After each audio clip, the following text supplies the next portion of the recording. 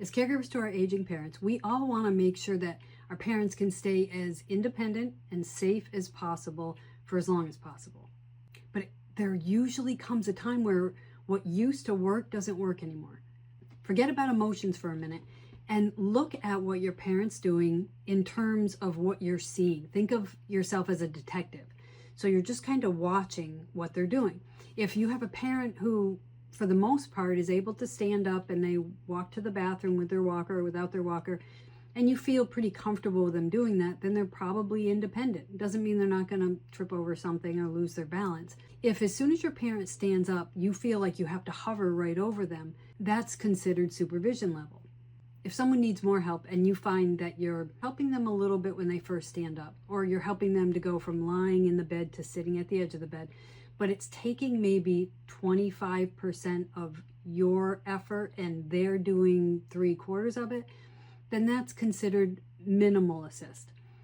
Once somebody gets to the point where they need 50% of our help and they're doing 50%, that's where it gets into the area where we're putting ourselves at risk and we're putting them at risk. That should be your first indication that you're reaching a point that it's becoming not safe for you, not safe for them. As it progresses even further and your parent needs 3/4 of your effort and they're only able to do 1/4, then that's a very high risk for hurting yourself, hurting them, or hurting both of you. And at that point, your parent's not going to get any better at doing this because we're doing it for them. So that whole idea of use it or lose it, if they're not using it, if they're using your strength, then they're not going to gain back some of their strength. And that just might be the reality of what's going on. They might not be able to.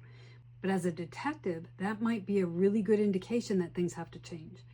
And the things that could potentially change are you have to get more hands in to help you. It could be that you ask your parents' doctor for a physical therapy or occupational therapy assessment, where they can come in and they can show you, yeah, this isn't a safe transfer type to do. Let's try this different strategy. And then they can teach you how to do it.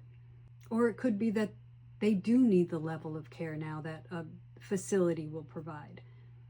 I honestly believe that it's not our job as caregivers to try to hold everything together forever, to keep my parent independent forever, because it's not possible. We don't control a lot of those things. We try to, and then we end up hurting ourselves. I believe our job is to be able to see the reality of what's going on, being able to adapt and pivot so that we can all stay safe and sane as we're caregivers.